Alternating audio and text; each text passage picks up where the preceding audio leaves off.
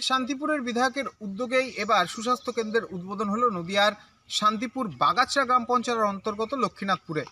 দুর্গম এবং একেবারে রীতিমতো গ্রাম এই হচ্ছে লক্ষ্মীনাথপুর, এবং সেখানে সাধারণ মানুষের চিকিৎসার জন্য আসতে হয় শান্তিপুরে স্টেট জেনারেল হাসপাতালে কিংবা নিকটবর্তী কোনো স্বাস্থ্যকেন্দ্রে। সেক্ষেত্রে এলাকার মানুষকে সুনির্দিষ্টভাবে সুপরিষেবা মেডিকেল পরিষেবা দেওয়ার জন্য বদ্ধপরিকর হয়েছিলেন বিধায়ক, এবং তারপরেই স্বাস্থ্য দপ্তরের সঙ্গে কথা বলার পর এই সুস্বাস্থ্য কেন্দ্র গড়ে তোলা হয়েছে লক্ষ্মীনাথপুরে।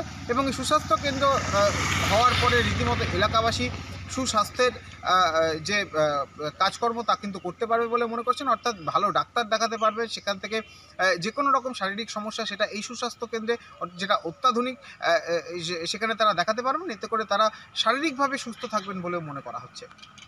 আমাদের শান্তিপুর ব্লকে আমার বিধানসভা এরিয়ায় বেশ কয়েকটি স্বাস্থ্যকেন্দ্রের উদ্বোধন পরপর ঘটেছে।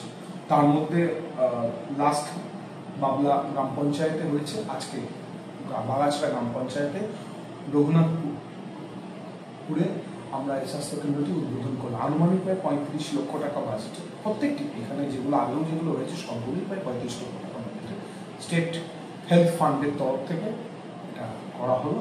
কার্য রূপায়ণে জমি আগেই ছিল, জমি একজন দান করেছিলেন। আমাদের এই দক্ষিণপন্থী দলের এক্স প্রধান ছিলেন ওখান থেকে, তিনি আজকে আর জীবিত নেই, তার স্ত্রীও এসেছিলেন, তিনি সরকারকে এই জমিটি দান করেছিলেন। আচ্ছা, আর ভবন নির্মাণ হয়েছে, কি কি পরিষেবা ওখানে? এখানে সাধারণত মূলত আমরা যেটা বিএমওইচও ছিলেন আমার সাথে, আমাদের প্রাথমিক যে স্বাস্থ্য চিকিৎসা সেইগুলোকে করা হবে।